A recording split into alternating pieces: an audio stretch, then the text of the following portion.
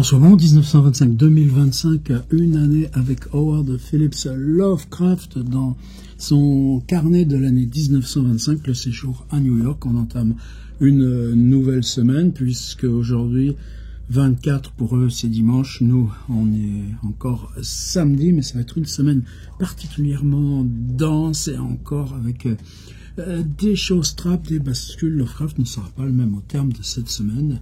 Alors, tant mieux pour nous, ça nous redonne aussi de l'énergie pour le marathon. Sorti plein de livres, sorti les lettres à Robert Howard, ressorti les lettres aux deux tantes, Lillian Clark et Annie Gamwell, puisque on va aller retrouver ces lettres, ouf, au moins une là sur la route. Et je vous propose qu'on y aille directement. Je vous fais la grâce de mes prologues, il y aura quand même des digressions dedans.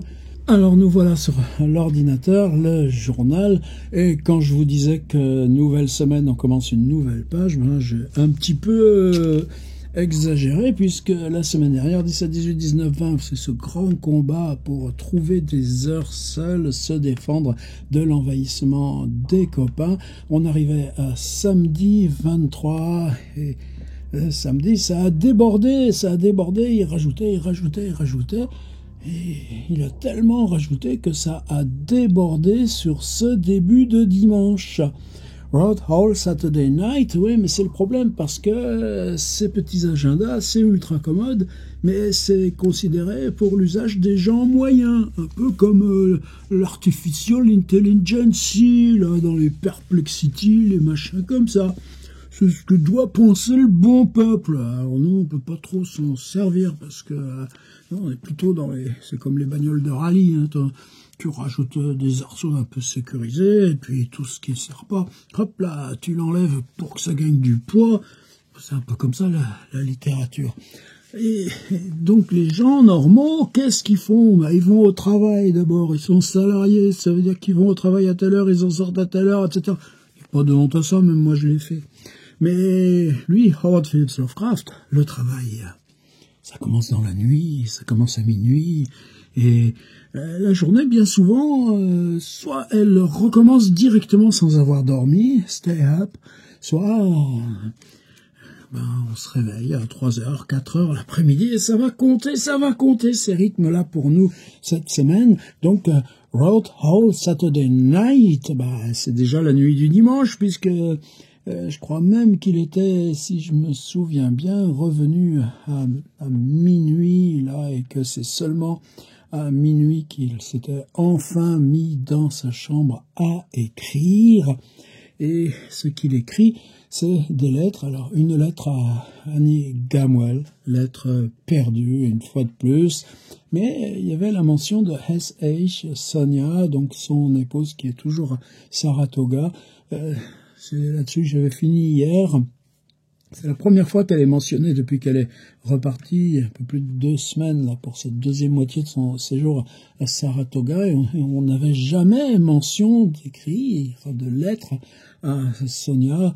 Or, plutôt, Lovecraft, c'est plutôt le genre à écrire tous les jours un petit mot à Sonia. Ou alors faire avec Sonia comme il fait avec Annie Gamwell. 1, 2, 3, 4, 5, écrire ce qui s'est passé les 5 derniers jours. Lui envoyer son journal, ça on ne le saura jamais. Sonia est très discrète là-dessus dans son petit mémoire sur la vie privée de Howard Phillips Lovecraft, mais j'aurais tendance à penser que c'est plutôt la partie jour après jour et que ça maintient le contact avec toujours cette ambivalence que oui, tu maintiens le contact par lettre avec Sonia, mais que ça t'accorde réciproquement la liberté de cette vie en solitaire à pas d'heure et avec les copains qui finalement ils passent tellement plus d'heures qu'avec elle, et pour cause. Donc il va poster les lettres, mange et se retire. Et donc s'il s'est retiré comme Louis XIV dans Saint-Simon, bien toute la nuit après avoir écrit, c'est normal qu'il se lève tard. Ça va être important. Parce que, up late. Alors quand c'est up noon, c'est qu'il s'est levé à midi. Quand c'est up early, là, c'est vraiment un effort vers 9h. Quand c'est up medium, c'est vers 11h. up late, c'est en général 15h et 16h. C'est normal, tu vis en alternance de phases par rapport au monde là, logiquement typographié par le petit agenda. Et directement, là, ce n'est pas écrire, mais c'est les alternances. L'alternance, c'est read. Donc, il va lire. Il a faim, bien sûr, il aura faim, comme il s'est levé à 3h, 4h. De toute façon, le souper, parce que le mot dîner chez eux, dinner, il est ambivalent par rapport à la langue française. Quand vous vous baladez à New York, même aujourd'hui, à 5h, 5h30, ils sont tous en train de baffer. Bon, c'est plutôt ce rythme. Donc, probablement, vers 18h, on mange, mais est-ce qu'il descend au Johnson, au Tiffany? Est-ce qu'il va faire quelques courses à l'épicerie? Non, il mange. Ça va être important aussi. Il mange ce qu'il a chez lui, donc en général, du pain qu'il achète une fois tous les 3 jours, qu'il garde dans une boîte en fer blanc. Je me répète, mais évidemment, tout le monde ne regarde pas toutes les vidéos, et puis on a toujours salut et bienvenue quelques nouveaux, du fromage, parfois des petites gaufrettes, et pour les choses costauds, quand il invite Kirk ou Loveman, il fait cuire des spaghettis à l'eau.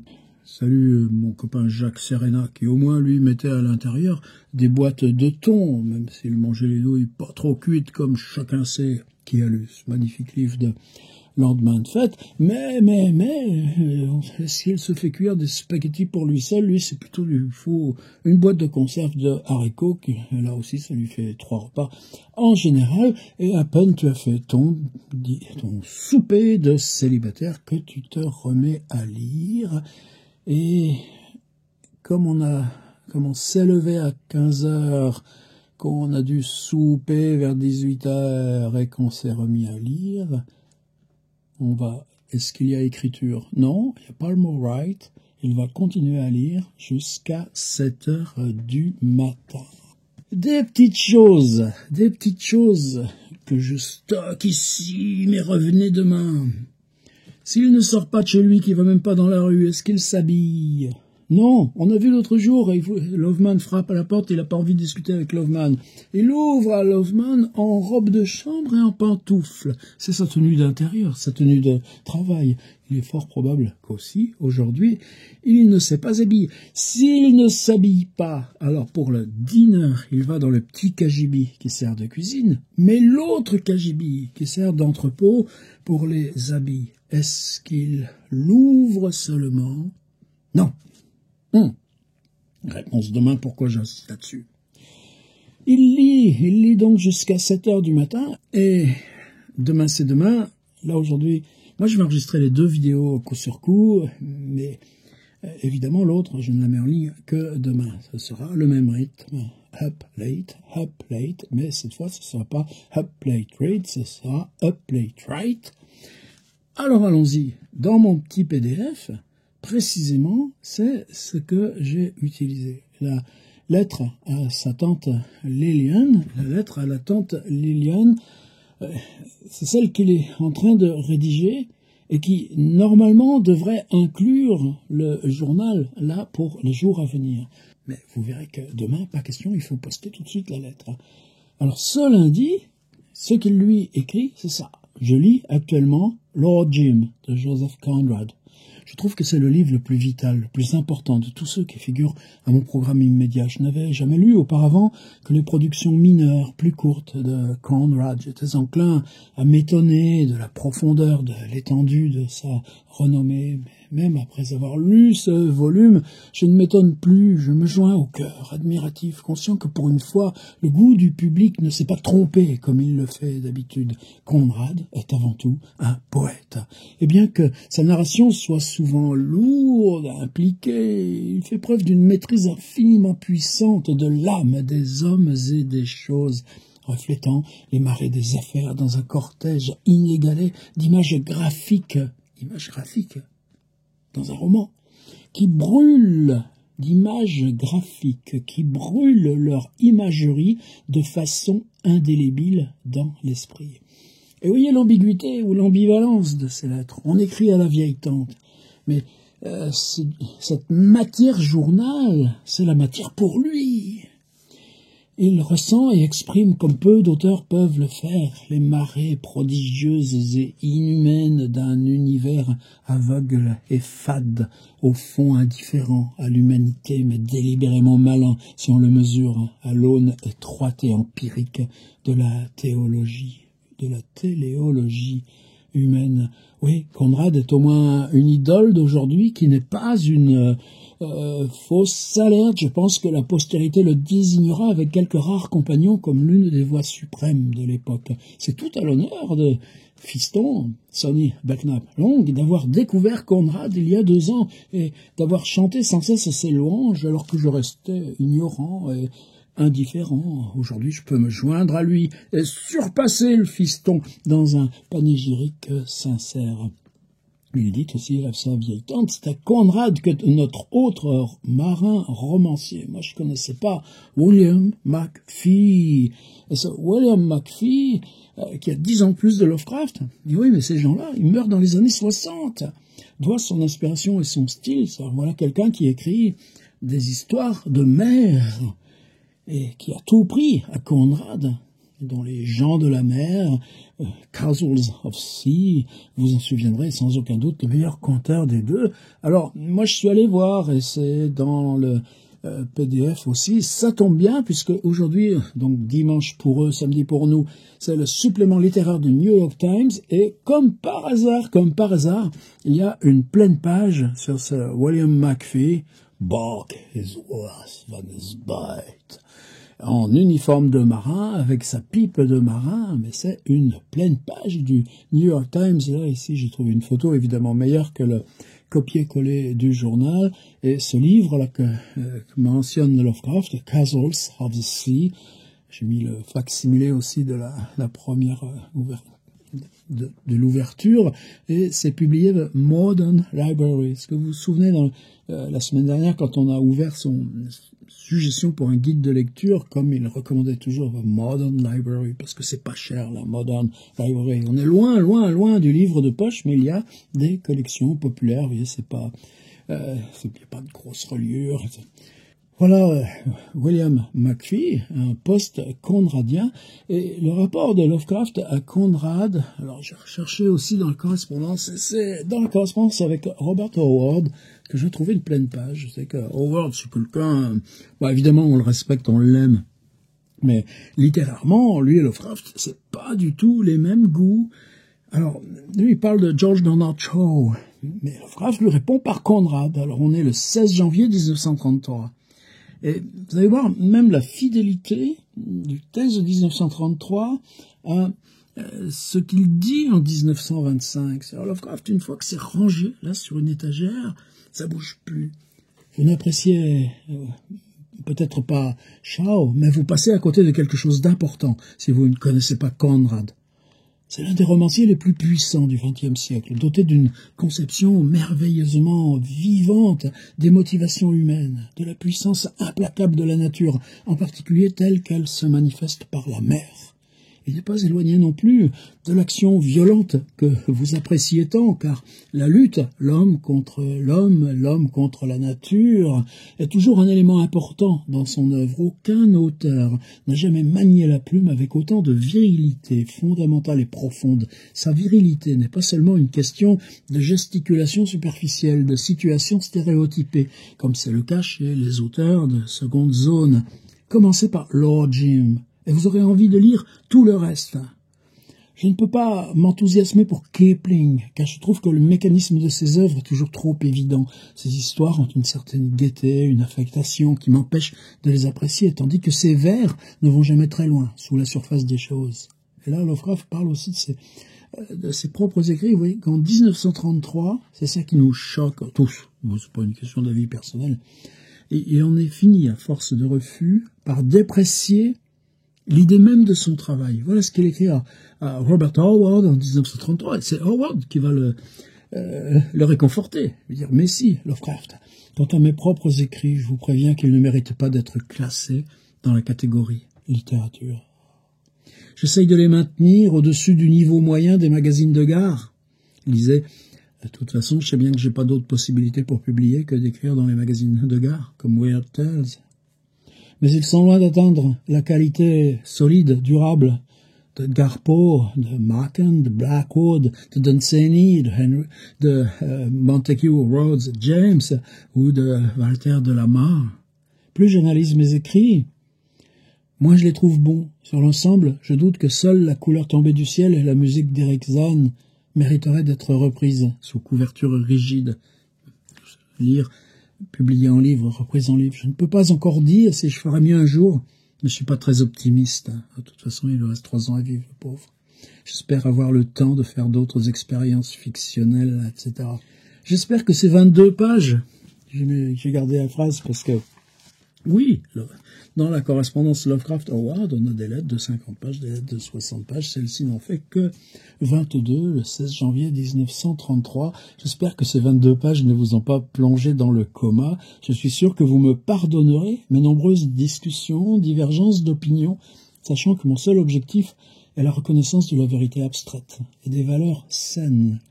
L'hiver a été remarquablement doux jusqu'à présent. Aujourd'hui, il pleut. J'espère que Cross Plains, dans le texte où habite Herbert Howard, est relativement épargné par les intempéries de saison. Alors moi, aussi, ce petit truc, avec une sorte de post-scriptum. Est-ce que Lovecraft découvre Conrad? Il découvre probablement les romans. Il y a Lord Jim. Vous savez qu'il y a aussi la folie Hallmeyer, puis il y a tout l'agent secret, ces autres romans, disons plus romans, les romans sans la mer, que moi je connais finalement plus mal. Mais par contre, pour moi, l'orfèvrerie, Conrad, c'est les nouvelles, c'est les récits brefs. Or, les récits brefs de Conrad, c'est exactement là où esthétiquement s'installe la littérature de Howard Phillips Lovecraft. Pour Weird Tales, c'est des textes qui font 20 pages, comme L'étranger. Pour les nouvelles, ce qu'il développe plus, La chose sur le seuil, La couleur tombée du ciel, on est souvent sur du 60 pages. L'Appel d'Ortulu, on est sur du 80 pages. Quelquefois, Chuchotement dans la nuit, ça peut aller jusqu'à 120 pages. Mais c'est cette forme cette brièveté, cette densité de récit qui permet, là, cette école américaine où tous les éléments, quels qu'ils soient, à chaque moment du livre, ont leur lien direct à la résolution finale. Littérature non dégressive. Et pour Lovecraft, un titre comme Pour demain, un titre comme Au cœur des ténèbres, et bien sûr un titre comme Au bout du rouleau, ce capitaine aveugle qui fait toujours la même navette en mer du Japon, personne ne s'est aperçu jusqu'à ce soir qu'il était aveugle. Pour moi, pour demain, ce type qui attend son fils là sur une falaise, qui regarde la mer tous les jours en attendant son fils, et quand finalement le fils revient, non, c'est pas toi, c'en est un autre, moi. De toute façon, mon fils, je l'attends. C'est des merveilles. Et il n'y a même pas non plus de... Pour s'attendre, c'est Lovecraft, toujours cette manière-là.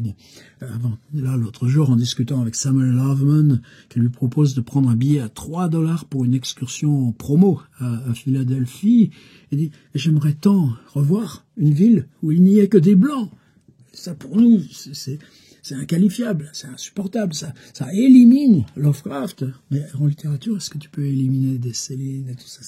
Bon, on est toujours, mais justement, ça nous permet de faire travailler cette instance-là, instance suprême de la contradiction entre le bonhomme et l'œuvre. Konrad Korneliuski, polonais, qui ensuite a navigué sur des bateaux français, vécu à Marseille, et puis qui a fini par venir à Londres, et navigue sur des bateaux anglais, mais choisit d'écrire en anglais et devient un des principaux, en quelques années, un des principaux auteurs du roman contemporain anglophone. Et prend comme nom Joseph Conrad, alors que c'est seulement quand il a eu 29 ans qu'il s'est fait naturaliser anglais. On pourrait s'attendre à ce que Lovecraft prenne distance, ou fasse une petite remarque là-dessus. Et non, il n'y en a pas. Bon, je mets juste ça sur la table, c'est pas important. Alors maintenant, évidemment, le New York Times aujourd'hui, donc en tant que dimanche, c'est le journal le plus chargé. Évidemment, c'est les suppléments littéraires, suppléments photos.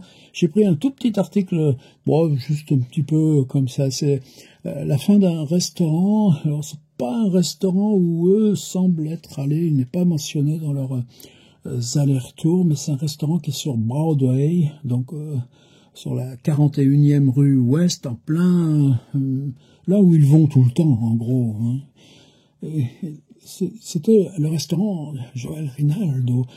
C'était le spécialiste du chili con carne. Et c'est là où toute la diaspora mexicaine, révolutionnaire y compris, venait à New York. Et c'était devenu aussi celui des acteurs après le spectacle, etc. Et en particulier, alors évidemment, un petit entrefilet comme ça, on a tout d'un coup un petit peu d'ambiance du New York, de Broadway, du New York de nuit qui surgit. Et pour nous, ça, à chaque fois, on l'installe dans notre petite fresque. Ça fait des petits sfumatos, des petites résonances là. Et il nous parle de William Sidney Potter, encore un, je n'ai jamais entendu parler. C'est celui qui fréquentait, c'était sa cantine à lui. Son nom de plume, O. Henry. Je ne sais pas ce qu'était le prénom. Il signait O. Henry. 1862-1910, ça fait 15 ans qu'il est mort, mais c'est quelqu'un qui publiait des nouvelles dans la presse, et c'est un de ceux qui ont le plus contribué, là, à la popularité du récit bref. Donc au moment, justement, en amont du marché des magazines qui en partiraient, et la preuve, c'est qu'il est resté, lui, sa spécialité, c'était la nouvelle, tu sais pas comment ça va se terminer, ça peut pas, tu développes quelque chose, un petit peu comme... tenez, où il est, Maurice Level, vous savez, Maurice Level, c'est un Français, dont j'ai lu 3 textes la semaine dernière. Je viens de recevoir un autre ensemble d'une 40aine de nouvelles, toujours par la même équipe, Philippe Gontier, Jean-Luc Boire, merveilleuse édition, là, une 40aine, j'arrête pas. Et ce type-là, Maurice Level, il en a écrit plus de 1500. Des histoires. Vous vous rendez compte? Bon, ben, là, on est dans cette même tradition. Alors, évidemment, des petits articles que j'ai découpés, on va aller y voir de suite. C'est tellement mieux d'aller voir pour de vrai. En particulier quoi? En particulier Amundsen, ses liaisons radio. Ça y est, il est parti de Spitzberg avec ses avions, des Dornier. Ça fait 161 heures qu'on n'a pas de nouvelles. Est-ce qu'il a réussi à atteindre le pôle? Est-ce que déjà il est en train de revenir? Est-ce qu'il y a une catastrophe? Il y a une petite mention très belle. Macmillan, l'Américain, s'est fait brûler la politesse. C'est lui qui voulait être le premier sur le pôle Nord avec ses avions. Mais lui, il est encore en train de préparer son expédition au Groenland. Et il dit, si Amundsen a besoin d'aide, nous, on ira le chercher, au lieu d'essayer d'être le premier au pôle Nord. Et le progrès de la recherche concernant les électrons fait qu'on arrive à faire les premiers, pas radiotélescopes, ça bien plus tard, je sais pas le nom, mais en tout cas, maintenant, à dépasser l'imagerie du visible et avec des procédés d'amplification électronique de signal, à photographier des galaxies.